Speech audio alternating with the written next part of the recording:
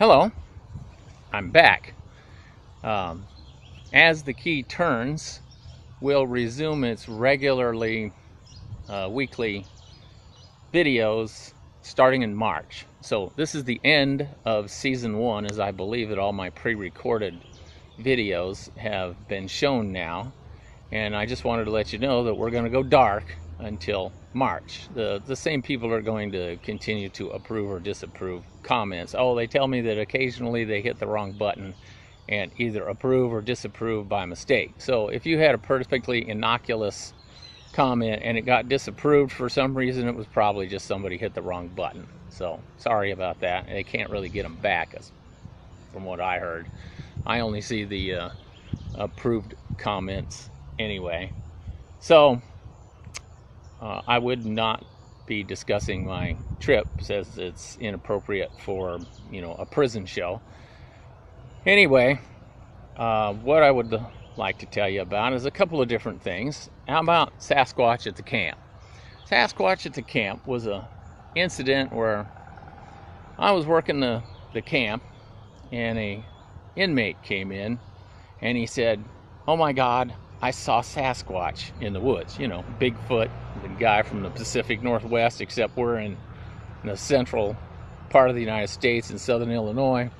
And I said, "What are you talking about?" And he said, "Oh yeah, out there near 5 Tower, I saw the Sasquatch sneaking through the woods." So, and this guy was really insistent. I mean, he was panicked about it. "Oh my God, there's Sasquatch in the woods, and they're gonna rip us limb from limb or something." So I said, "All right, just for curiosity," I called 5 Tower, and we'll say this guy's name was Bob. Wasn't, but we'll just call him Bob. So I said, "Hey Bob, I had an inmate come in and said he saw a Sasquatch in the woods right next to your tower." Old Bob busts out laughing. He says, "Sasquatch, huh?" And I said, "Yeah, that's what he said." I said, "What's going on out there?" And he said, "Well, things." And I said, "Come on, man, you could tell me what's really going on out there." What he was doing, and apparently this was rather common, and I didn't know this even when I worked towers, which was far and few between at this point in time. These guys in the towers would take large government trash bags, which are like 3 times thicker than the normal ones that you're used to, and they would fill them with air and tie them and release them into the wind. And it's a prairie state, so we get a lot of wind. And then these things would go bounding along and end up into the woods. And then after that, I started noticing things. Some of these bags were like caught up in the razor wire.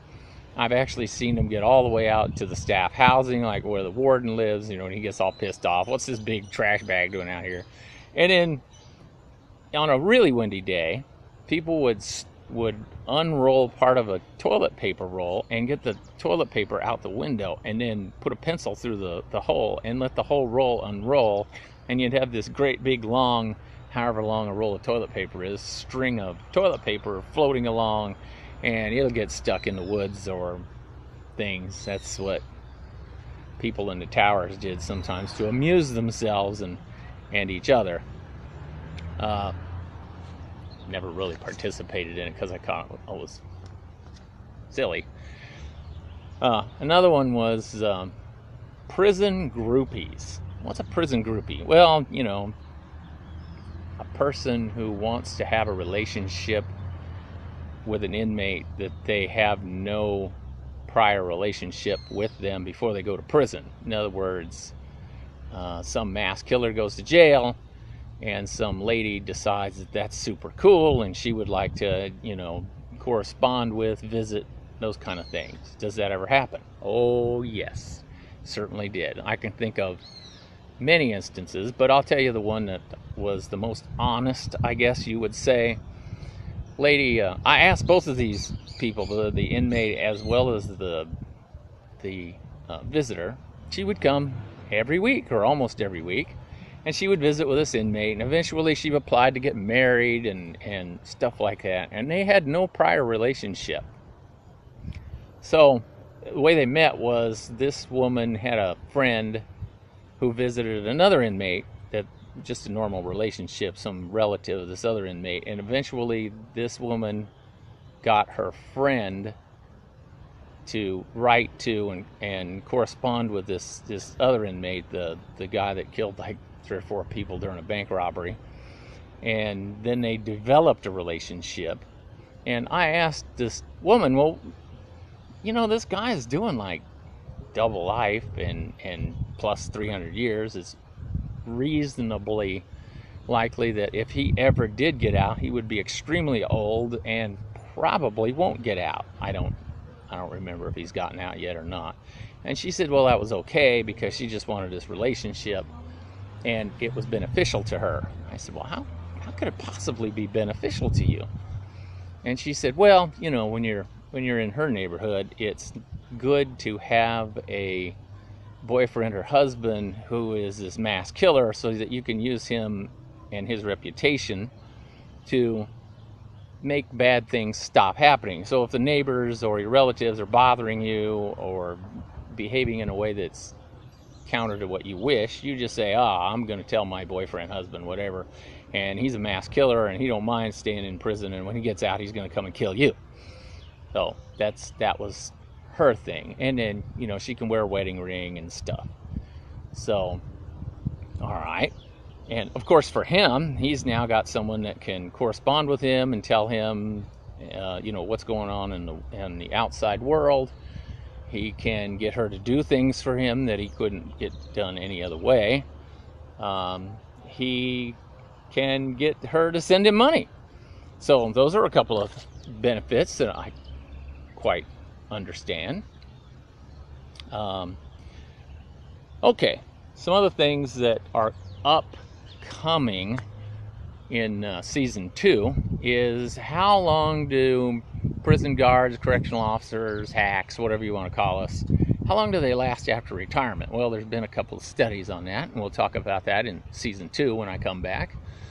And just as a side note, I have noticed that most police officers that have a similar channel to mine have discontinued the comments on their videos, and I can see why, because about half of my videos get hate mail from current and recently current inmates. I mean, these people have cell phones in their cell, and to entertain themselves they watch things like me. And then of course, I love cop killers, and that's deleted immediately. I never see those anymore.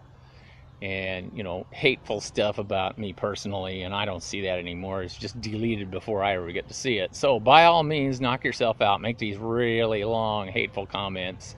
And I was told they read the first line or two and then they don't read it anymore, and they discontinue it or delete it, and then you get banned. So that's what's going on with the comments. And sorry if sometimes they told me that they accidentally delete a innocuous comment. And so if you've made a comment like, hey, this video is cool or something, and then it got deleted for some reason, sorry about that. They tell me that sometimes they hit the wrong button and it's too late. So they didn't ban you, they just made a mistake and deleted the comment.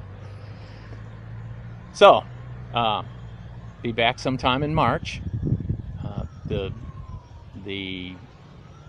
channel is just going to go dark between now and then, and I'll see you in March.